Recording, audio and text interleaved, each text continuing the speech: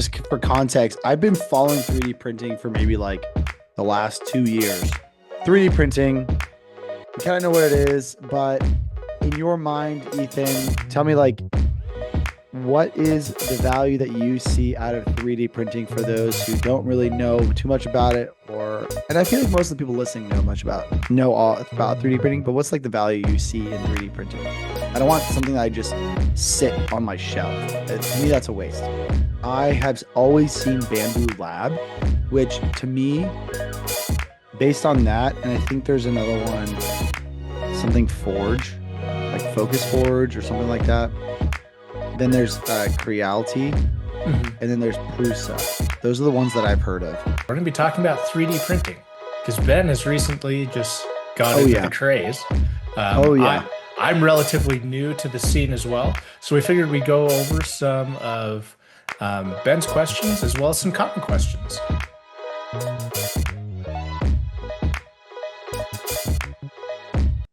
Good evening, everyone. This is the BedTech Show, and we've got an exciting episode. We're going to be talking about 3D printing because Ben has recently just got Oh, into the yeah. craze. Oh, I yeah. I'm relatively new to the scene as well, so we figured we'd go over some of Ben's questions as well as some common questions that have come up, and maybe you might all learn a thing or two. I know I will. So let's get started. Let's do it. Let's dive in. So, just for context, I've been following 3D printing for maybe like the last 2 years.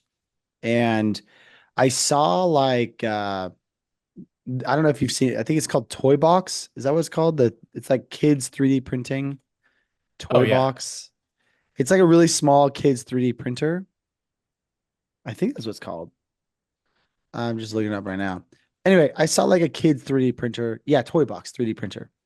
And I was like, oh, that'd be cool, print 3D printing stuff. My kids love the dragons and the lizards Mhm. and the 3D printed stuff. And they're always asking for one. But I'm like, really, what value does a 3D printer bring? Like, I don't want to print just dust collectors on my shelf that are made out of plastic. That to me, that's a waste. Yeah.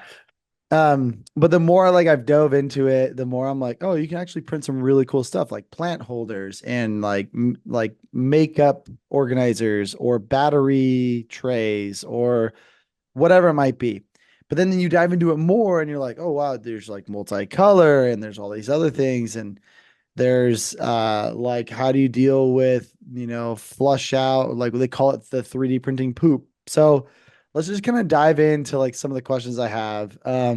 First and foremost, 3D printing, we kind of know what it is, but in your mind, Ethan, tell me like what is the value that you see out of 3D printing for those who don't really know too much about it, or and I feel like most of the people listening know all about 3D printing, but what's like the value you see in 3D printing? Yeah, so for me, one of the biggest values has been printing items that kind of make my life a little bit easier or my life a little bit more organized. Hmm. So Okay. for instance, I've had a 3D printer since November, so going on a couple of months now, and have been printing pretty much nonstop since we've had it, just Hmm. printing out random stuff. Um, and I've been printing like a lot of things for my computer as well as just like desk household items and stuff to give for Christmas presents for my kids this year. Hmm. So one of the value things are is generally like there's a need that I have for my desk that there's something out there that doesn't quite meet that need, but now I can print it to be exactly to what my use case is and what's going to help me rather than having to rely on somebody else to make a product that's mass produced. Yeah. And when I was getting into 3D printing, I was like, oh man, if I want to print something, do I have to like create it on my own, or do I have to build it, or do I have to buy like someone's print? But it seems like there's a lot of like not maybe not markets, but communities out there where people Yeah. publish their designs that you can print. Is that right? Yeah, that's true. Like Maker World is probably the one that I use the most. Oh There's yeah. just like hundreds of people's designs on there and everything that you could pretty much think of. Like you search something, somebody's already thought of it, made a design, posted it on there, and sharing it. So that's been really wonderful. Like my wife has got been able to go on there and say, "Hey, this is something we need. Will you print this?" I'm like, "Yeah, let's just send it to the printer, get going on it." And my kids have like gone on there and said, "Hey, I want this little thing."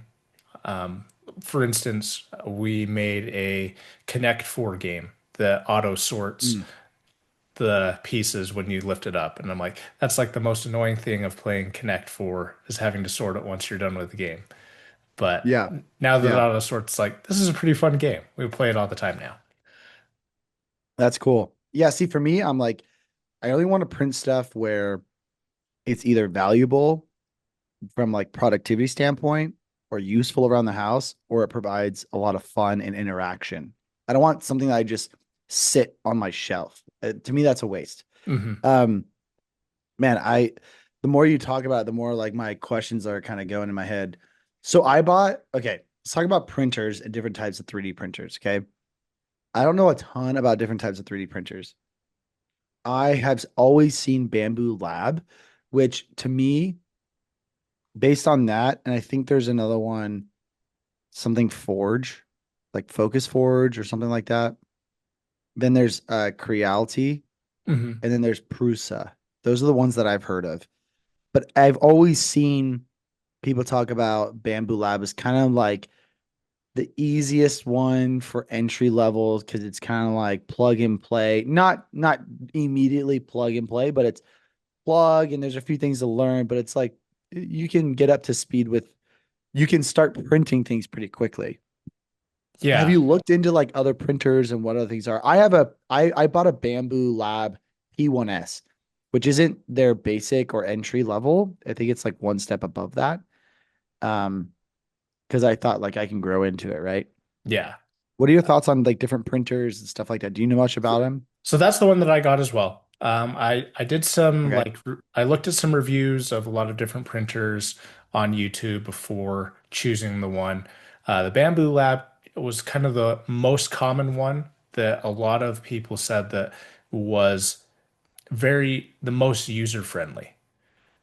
It's probably not the most user friendly, but it is a very user friendly thing. They have a really good app that makes it fairly easy for you to dive into it for somebody that has absolutely no knowledge of 3D printing. And if you do have like a great knowledge of 3D printing, it's really good as well because there's a lot of customizability with it as well, Hmm. and a lot Okay. of features that kind of mix kind of the world of being entry level as well as people that are have a lot of that knowledge, if that makes sense. Yeah, it does make sense. And that kind of gives me like a little peace of mind because I'm like, I don't want to be having to learn so much. Like I want to like ease into it, start simple and then kind of build out from there, different layers, different textures, different thickness, time to build. How do I get rid of like the waste or the flush or the poop that they call it or whatever it Mhm. is? So that's kind of nice knowing that it's user friendly and you can kind of grow into it. Yeah. Speaking of the poop, Yeah. one of the I that was like one of my first prints that I did was building a poop chute to catch it as it comes out. The first one that I did, it was just something that wrapped around the back, and it did a decent job. But I found that, emptying it was a little cumbersome because I'd have to move my machine to kind of get it out of the space that I Mm. have it in my garage. And so I found one that has a removable tray from Mm. it. And so that makes it really nice for emptying it out. And I made it the longest possible that would fit on the bed. So I wouldn't have to empty it out after every print. But it makes it really nice. So that's something that I would recommend. If you're going to print a poop chute, it's definitely something that you should do. Find one that has a removable tray so that Mm. it makes your life a little bit easier. Yeah, I genuinely hate the term, like how they use the term poop in this instance because it makes it so gross in my mind. Yes. But like I totally understand what it's coming from. I feel like I understand where it's coming from because I've like looked into 3D printing a little bit more. But my understanding is like when a print is like either changing colors or if it's doing different layers or if it's doing different textures or something, it has to kind of purge or flush out like what it was printing before. Hmm. And so if there's any change, then it has to flush out what was already like what's left in the nozzle and get that out. And that's like what it ejects that into like the poop chute or whatever. Is that right? Yeah. Yeah, that's correct. It's a very small amount of filament that it uses to do that. It's essentially like usually right at the beginning of a print, there's a little bit that's extruded just because that's the first thing that comes in and it wants to make sure that the first thing that when it starts printing that it's up to temperature. It's like the best part of the filament Hmm. um, on there. So it shoots out a little bit, and then usually depending on your settings, it has like a a purge line that it prints just as kind of like a test before it gets into the actual print. Yeah. Okay. Um, I that helps. And I was looking into like, so let me kind of give some background here. I bought the P1S, but then I also bought the system for the filament rolls where I can have multiple colors, multiple rolls of filament that are different colors. So I can print multiple, like a multicolor object, right? Because Mhm. if you don't have that system, then you kind of have to like hook up one filament, print that section of the object, and then you have to remove the filament and then replace it with Yeah. another one, right? Yeah. And I don't think that's effective. No, I mean, if you're only printing in one color, the AMS is not necessary. So that system you're talking about is called the AMS, and for the life of me, I can't remember what AMS stands for. Um, Mm, but uh, yeah, so if you're only printing in one color, it's not necessary. Uh, I have found it to be worth the price that you have to pay for it, and I'm glad that I got it with my bundle because I also have the P1S from Bamboo Lab, and it makes it nice because like if you decide you want to print something, you take it off, and then you decide you want to print something else in a different color. It's already there in the AMS, so you can get to printing that other object pretty smoothly with yeah, what that. I thought was really interesting is people would, when they would print one small item that was multiple colors, they were getting like the poop. They were getting a lot more poop than they should or they would like, and so it was like because it would like switch back between filament Mhm. colors, and every time it would do that, it would have to flush out what was in the nozzle so you get the ideal color, temperature, etc. for the next color. Anyway, people were like flushing it out, and it was using a lot more filament and wasting a lot more filament than they liked, and so it sounded like there were a couple different strategies to alleviate that. Which I don't know if we need to get into, but it sounded like printing multiple of the same color. No, multiple of the same item in one print. So that like you use more filament, like the ratio increases of like what you use for the items versus what's flushed. Um, and there's a few other interesting things that I thought was unique. But that's like one aspect of 3D printing where I'm like, oh wow, this can get complex, or maybe not complex. It can get pretty creative and strategic on how you maximize your filament and how you maximize the space on your platform and um, like how you maximize the time it takes to do something. Um, kind of talk to me about like balancing all of the different aspects of that. Like, if I want something fast, do I sacrifice quality? If I want something thicker, does that take, it takes longer, but is there a pro versus a con versus like a super thick sword or a thinner sword, or like a super thick dragon or a thinner dragon? Because we've had like pieces of 3D printed things where like it breaks immediately. And I'm like, oh, Yeah, that's like a super thin 3D print. They probably cheaped out on how much filament they used, right? right. So Yeah, tell me the so aspects of that. Yeah. yeah, so definitely the time that it takes depends on a lot of different factors. A Hmm. print could take a couple of minutes to several days, depending on Dang. how how much filament you're using, how strong your structure is, whether you have support structures in it. Also, if you're having multiple colors in there too. So there's a lot of factors that go into how long a print can take. Mhm. Generally, if you want something to be really sturdy, it's a good idea to have a print where you have a lot of internal support within the structure. Like cross Yeah. cross stuff like hmm that. And depending on how thick you have the walls as well, can Mm. also determine that. So, for instance, I built some wall mounts for my uninterrupted power supply battery backups for my computer and my monitor under my desk. And so, since those things are super heavy because it's just a massive battery, they needed quite a bit of support. And Yeah. so, Yeah.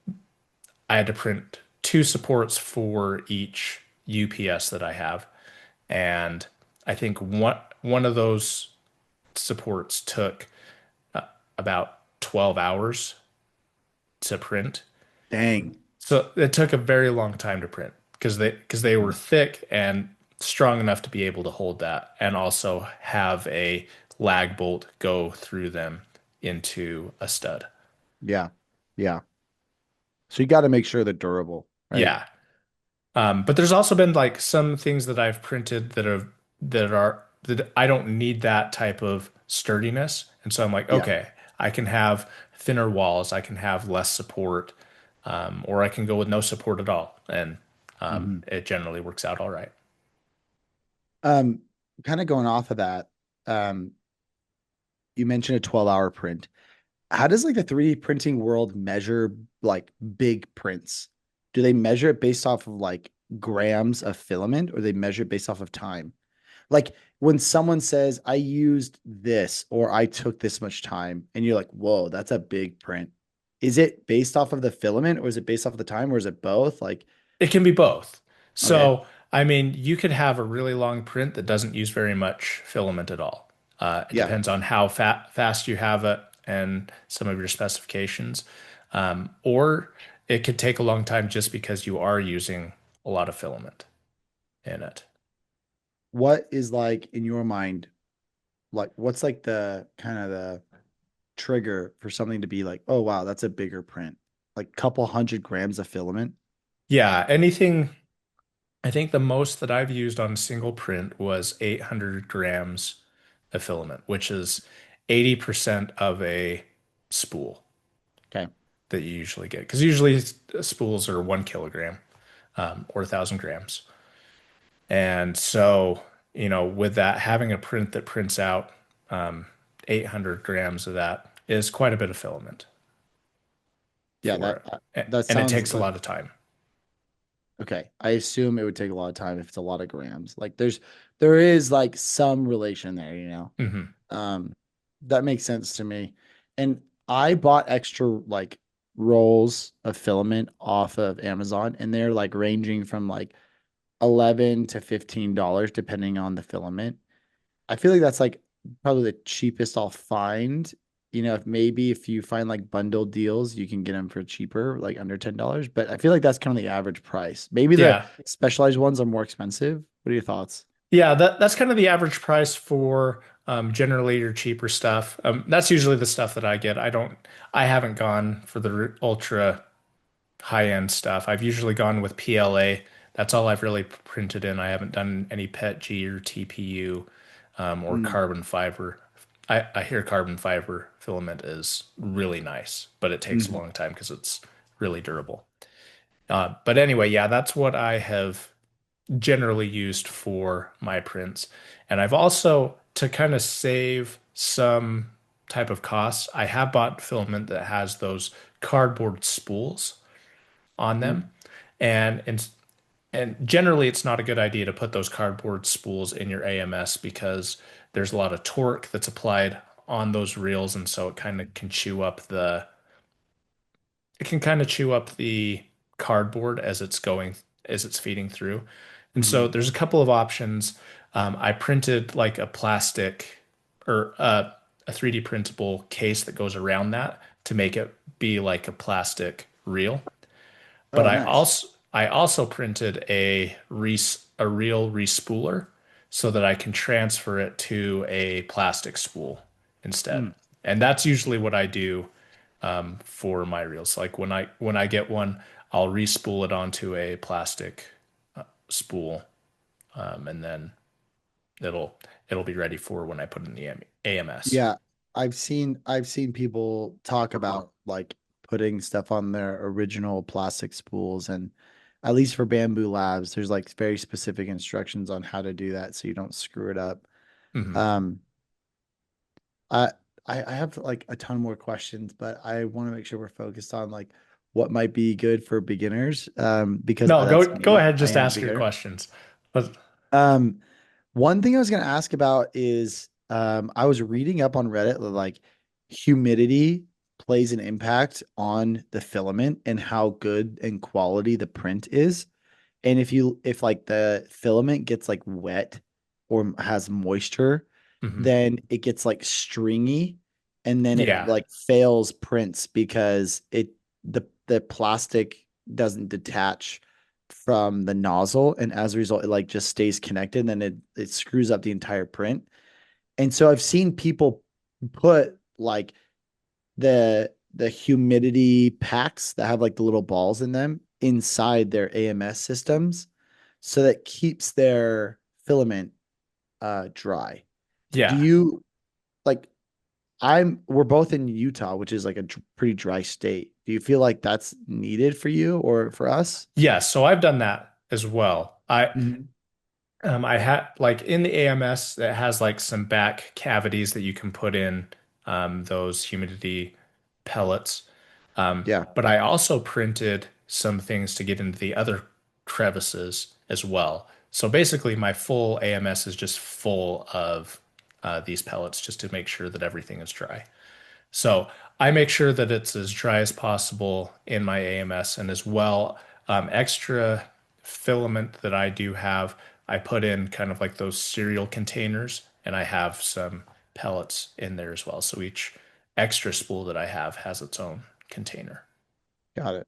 Okay. for it. That's good to Um, know. I haven't had any issues with having everything too moist Okay. for my printing, but I've also kind of gone overboard in making sure that it's really dry as well. Yeah. Being Yeah. in Utah, I don't know that that's specifically needed. However, yeah, I'd rather be overcautious in this thing just so I don't have to have issues with something failing mid-print. Yeah, we talked about this that like my accountant background in me is like, all right, get the most bang for your buck. Do not waste filament at all. And I already know if I do like a decent sized print and it fails, I'm gonna be pissed. I'll be like, oh, all that wasted time and filament. Like, you Hmm. freaking kidding me? Like, it's gonna like really bug me. And I know it's gonna happen. Like, I know it's like you can't stop any kind of failure from happening. Um, but if I can mitigate it as much as possible, I'm going to try and do that. So that's another question I had there. What's I've seen people talk about like the quality of the printing and the finishes of the printing. And I know with printing, depending on how fast you go and also the nozzles, maybe this isn't nozzle size, but I understand if I understand correctly, nozzle size and speed, they impact how deep like the layers are that you Hmm. can see. And I've even seen people like will sand down their prints to make sure they're smooth and you can't tell that they're printed with layers. Do you experience that at all, or is Yeah, that like a non-issue for you? so for me, since I'm not selling products, it's not really a non-issue. Um, like for instance, I've printed um, kind of like this. Uh, it's actually tethered to the connected to a cable right now, so I can't show you. But I printed a controller stand for my Xbox controller that I have at my desk that I play with. It's got the charging brick underneath it to keep it charged while it's there, and it's just a nice little stand. I can see the layer lines, but it's since it's my product and I'm not selling it, it doesn't bother me so Yeah. much. Yeah. If I was selling it, I might do some of those other things to mitigate it to make it look a little bit smoother. Mm, But also, like, depending on the time that you have on your printer and how slow it goes, that can also that can reduce the look of layer lines on okay. a 3D print. Yeah, and that this like makes me think, okay, if I'm gonna test this out, if I want to check this, if I want to try different settings, that means I got to print to see, and that means I got to use filament to see. So Hmm. it's like, okay, how much is my R&D costs, you know? Yeah. Am I gonna be like Apple and not invest in my R&D?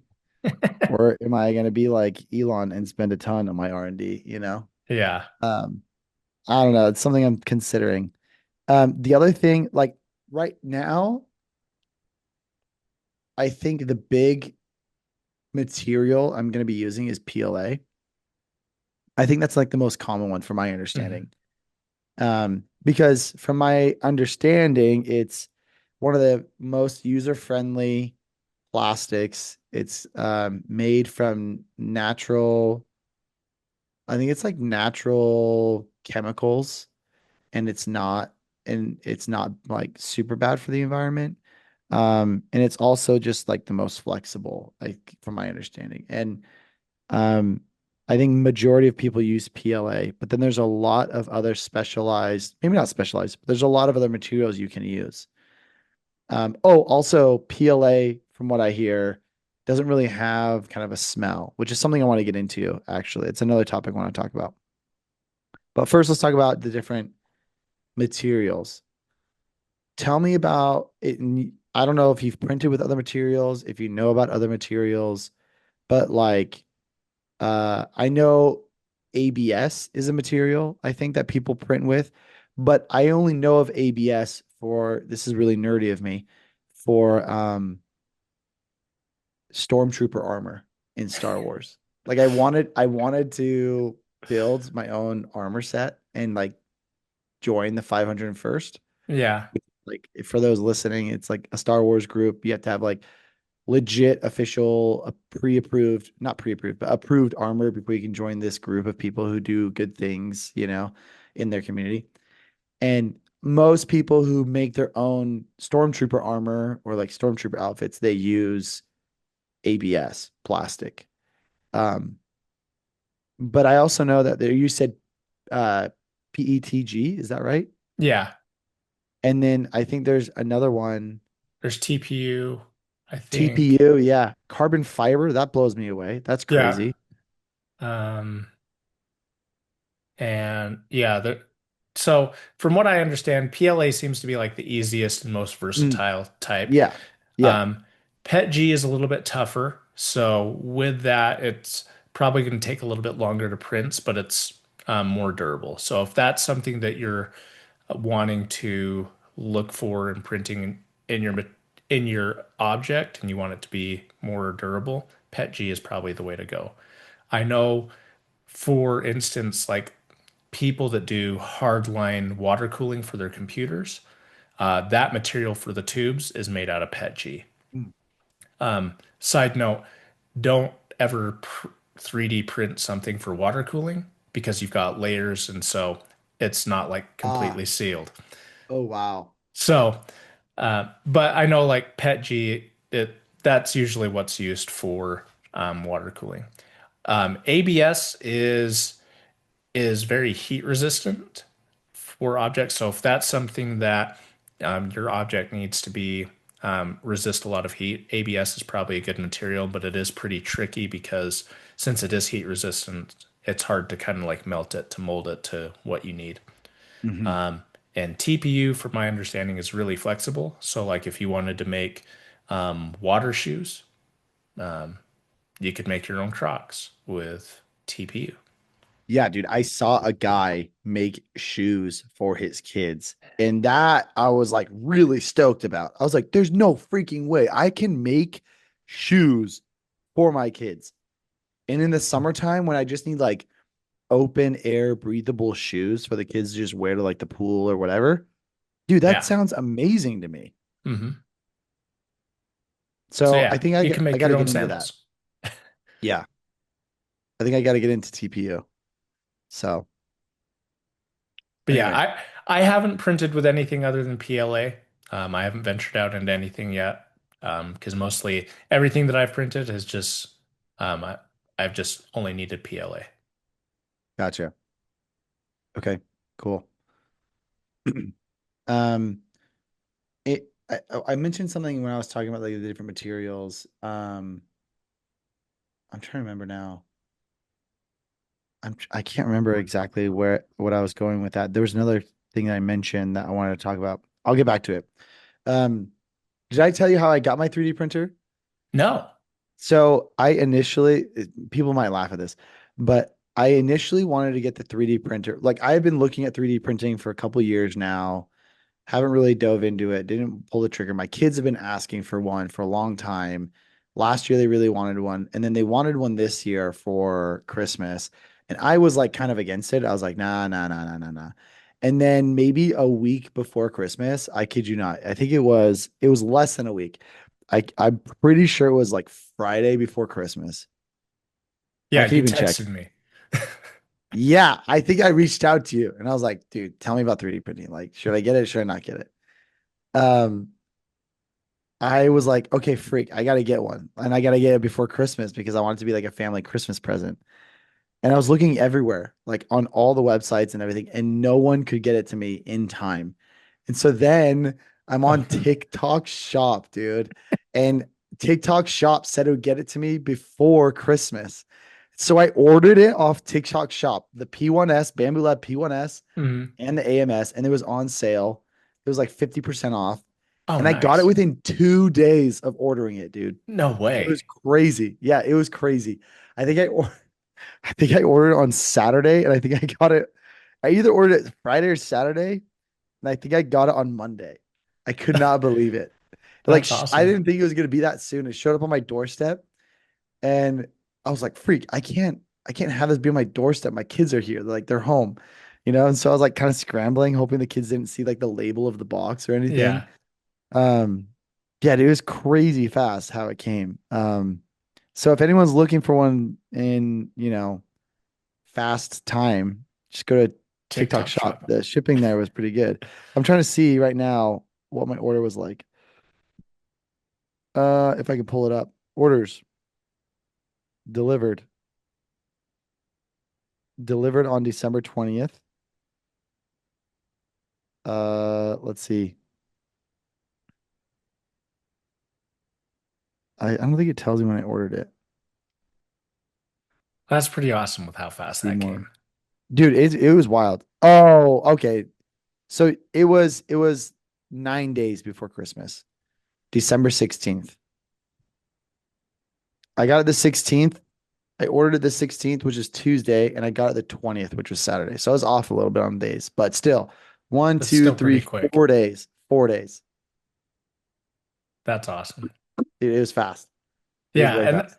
and I mean for those of you that are wanting to get like a P1S, I mean now they're on pretty the price is a lot more affordable because the P2S has just been announced Hmm. and released. And so the previous model is has has a better price now than what it originally had. Yeah, I started seeing people talk about the P2S, and I wasn't sure like the difference between that. Is it significantly better or what? What does that look like? I would say it is a good generational upgrade from the P1S. Okay. The it has like a better camera on the inside. It has some smarter features that it can detect when a print has some sort of error during the middle of it. Oh, Rather, nice. whereas the P1S now, if something happens in the middle of it, it just thinks all is normal and all is well, Hmm. and it'll just keep Yeah. going. Yeah. Uh, I also know that the new AMS system that came out alongside it has a lot more accessibility features, meaning Hmm. that you can just pull, there's a bottom hatch. So anytime you have like a filament jam, you can access it without having to unload the entire AMS system to get to the internals. Gotcha. Have you So had any failed? Sorry, I cut you off. yes, no, you're good. As far as like the AMS, like I think the P1S and the AMS are still really great. For me, I don't think that I needed to upgrade to the new one to feel like I had the best of the best of the best, sir. But Yeah, yeah, but I think the P2S has some great features, and so if somebody is really looking for the bleeding edge, that would be the way to go. But to your question that you were about to ask, yes, I have yeah. had some failed issues with my AMS. I've had like two instances where I had filament break in line with the tubes, which is kind of annoying. And so when that happens, you have to unload all the reels in the AMS, unscrew everything to access it, and take apart some Gosh, tubes. It's a procedure to get through that, and it's really annoying when that happens. that is. Like one instance, like the I ran out of filament on a reel, and I guess it got so far down before the gears could retract it out, and so it was just stuck in there. And so I Oh was like, man, "Oh, this is annoying. I've got to take apart everything just to get it to come out." yeah, that's crazy. Um, Speaking of like AMS and printing, and we talked about like the different types of printing material in PLA. And I know you mentioned like it's good to have like make sure you have enough on your filament reel to make sure you can finish the print. Mhm. Because you had issues with that, right? Yeah. So I was when I first got the printer, I was just using the stock stuff that came bundled in with the AMS system. And I Yeah. think it maybe had like 500 grams of filament on the reel. So not a whole lot. Yeah, mine didn't come with a lot either. Yeah. The first print that I did, I didn't check to see how much filament it was going to use Mhm. in that.